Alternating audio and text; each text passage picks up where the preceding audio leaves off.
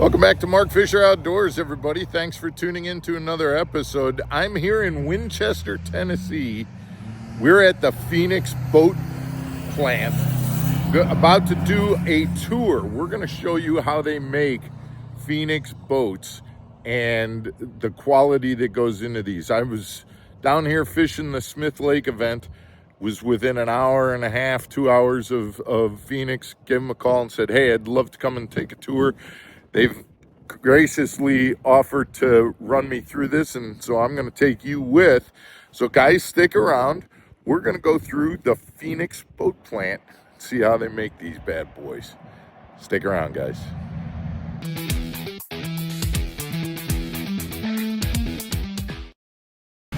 All right, welcome back to Mark Fisher Outdoors, everybody. I'm here with Jeff from Phoenix Boats, and Jeff, this is the start of it. This is where every boat starts. Absolutely. This is where every boat starts in the build process. So we'll come in, we'll take the mold, wax the mold with the release wax, hand tape the mold. We custom build each color, so you tell us, the customer, you tell us the color you want. It's a harder way to build a boat because we have to hand tape and custom paint the product. And you use the analogy, building a boat is kind of like a cake. Kind of like making a cake. So the wax, like grandma puts the butter on the pan, and then these folks over here are actually doing the pinstriping, hand taping off the product. So let's take a look at that.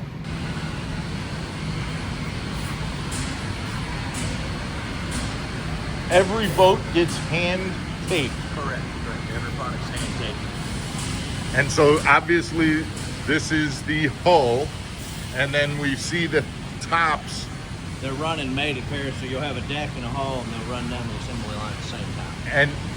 And then just to point out for people who don't know, that kind of looks like a hull, but that's the opposite of what the deck looks. The inverted part of the boat that you're looking at. So it's the exact opposite of the product that we're going to Gotcha. Excellent. All right, so we saw the mold, and there's a mold right now getting painted, but so I'm assuming that's going to be a black boat. Black boat. Okay, but so the paint goes on prior to the fiberglass. The hardest part to wrap your head around is it actually gets painted first, and then we lay the glass on the Everything is backwards. So from the outside, you've got obviously paint, then fiberglass, and it's all going over that mold. Correct. So those are all the extra kind of parts, the live wells and the compartments.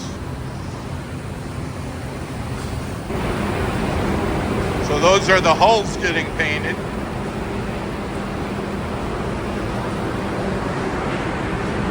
So there's three things that we can control as a company. First is people, second is parts, third is time. We're only as good as the people that we work with. We were very blessed, fortunate to a couple things that kind of fell our way. Some other companies that have moved to states, and we were able to capitalize on those situations. Like Jeff back there, he started painting a Stratus in 1988. So you don't find guys like that. These are experienced, good people. Correct.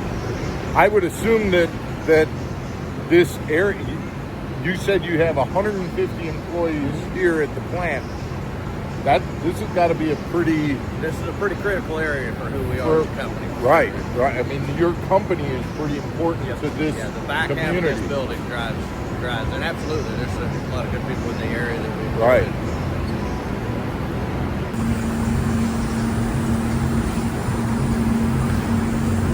Fiberglass that we use, instead of it being a woven material, we actually use a knit throughout the entire process. Most companies will use knit somewhere to tie in, like the stringer or the transom. They don't build the whole boat out of it. We actually, all of our entire laminate is done out of knit fiberglass. Our stringers are hand-laid knit fiberglass. So it just builds a much stronger product because it's a lot tighter weave pattern. It's got cross-stitching built in. It won't flex and twist like a woven. And so now these guys here are actually laying the fiberglass? Correct. When you hear about the hand-laid hull? Hand-laid hull, there it is, right there. And again, the mold has been painted. We went over that. But now they're laying the fiberglass Look at that. These guys are craftsmen. I mean, they know exactly what they're doing. And again, just like people who got great crews that know exactly what they're doing. So they'll come back in, once they get it smoothed out, they'll wet it out in resin, and then they'll come back in and hand roll any air pockets out. So you said we talked about like the fiberglass and how it's woven. The people, the parts. And what about the time? The time aspect is very critical to who we are. We spend more time in the mold than most companies do. Like we'll say it's Monday morning, we'll come in, we'll paint it, we'll skin coat it that afternoon. Tuesday we'll do the bulk layup, clamp the transom in. Wednesday we'll overlap transom, set your stringers in. Thursday we'll do subfloor to foam it. We'll pull it Thursday afternoon or Friday morning. So they sit in the mold for about a week. Most companies' lamination schedule, they sit in the mold for about 2.5 days. So that time allows that part to cure out at a slower rate.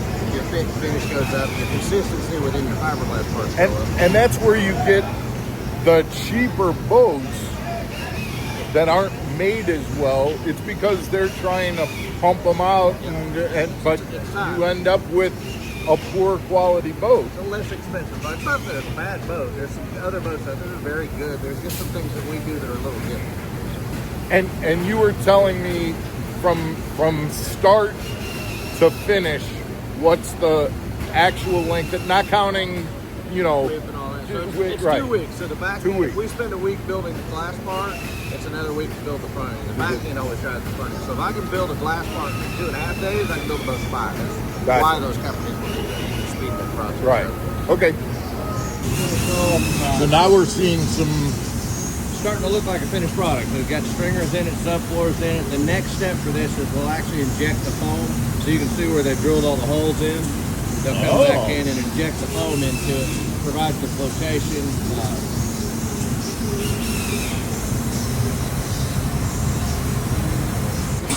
So you've got some people here that are building the stringers. Basically the foundation of the house. I think they pull loose flexes. The question is, are all the components made here? Like here's somebody bringing some. Any fiberglass component Is made in this facility. Gotcha. So stringers, storage box, the flywheel, all the fiberglass parts that we Done right here. Process on the deck. The gun that you actually see him using is on the top of it. It's not a bad word. You just got to know where to use it. You notice we did not use shotgun anywhere on the hull. Predominant reason to use a chopper gun is you can control the blast to resin ratio coming out of the gun. So we'll use it where we need mass, but not necessarily the strength that we would need in the hull. Gotcha. So the chopper gun is used on the deck only.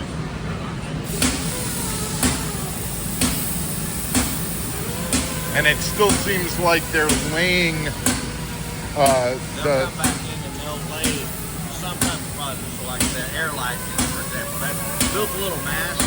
You get a little bit of strength there, but now it's made a fiberglass sandwich on each side of the air light. But it's very, very lightweight. That's where the backboats have gotten better over the last 20, 30 years, where the materials have gotten lighter. We can take that weight that we pulled out and put it back in somewhere else. Gotcha. So this deck has been glassed. Last step for this is again, it'll get foamed and then we'll pull it off the mold and get ready to bid.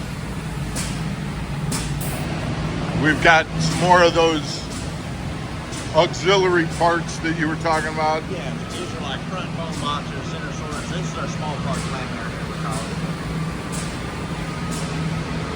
We'll trim the flange edge loose. And we're coming out of we are now leaving the original building. Correct, headed into the new front half of the building. So we do all the lamination, grinding small parts in the back, and then the building actually happens in the front as far as putting parts on and pieces together.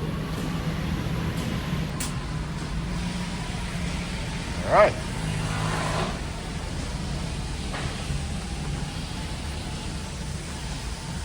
Our next step is our sub-assembly area. So we'll put all the wiring, live well pumps, build pumps, basically get it ready to pin where we bond the two pieces together.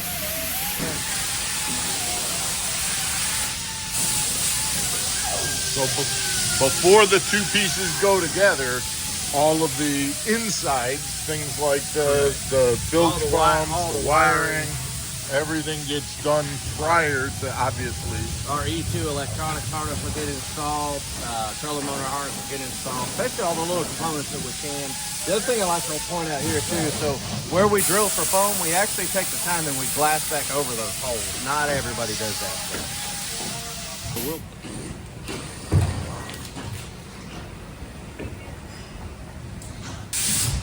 So it kind of seems, and if I'm getting this wrong, tell me, but it seems like as we move from there to here, it's just every step more things are being added.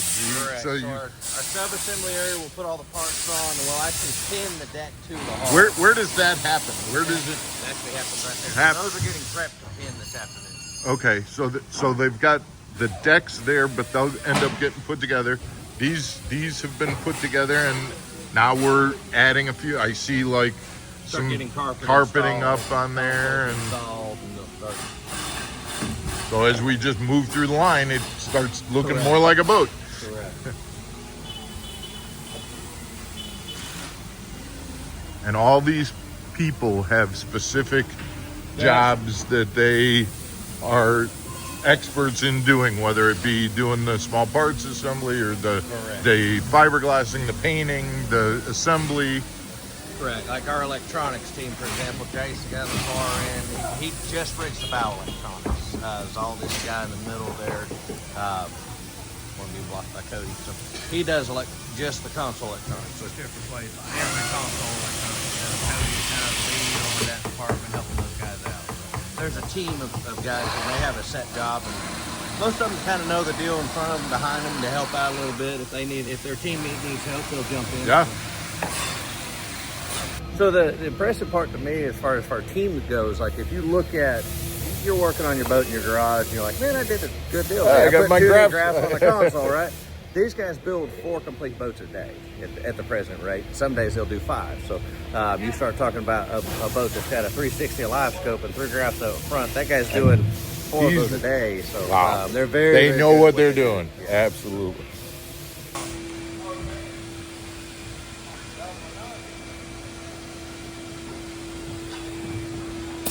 Yeah. So the further you get into the plant, you can see like we've got these decks and hulls have been buffed and waxed. This is our QC line. We're going to go through and look for anything we need to correct. Any spots that we missed buffing and waxing, ensuring that, again, when that boat hits the consumer, it's the best boat we can possibly do.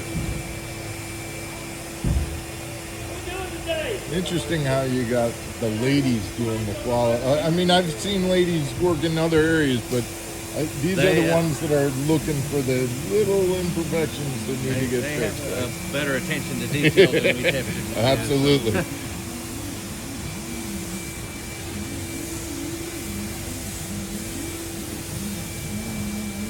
They really are gorgeous. Thank you. We appreciate you having you through on the tour today. Jeff, I appreciate you running me through this. You said people, parts and time. That's and the variables. It's evident as you walk through here that those variables that Phoenix focuses on is what makes it such a great boat. Absolutely. It's just and all you got to do is walk through the plant and you see it. You see it in the people you got and the parts that are being put into the boat. And as you kind of walk me through, I can envision, the time that it takes to go from start to finish. And you end up with one of these finished boats right here that's just about ready to get put on a trailer and head to a dealer or head to somebody's. Absolutely. Thank you again. I appreciate it. My pleasure. Guys, thanks for tuning in to Mark Fisher Outdoors. We'll see you again tomorrow. Take care, everybody.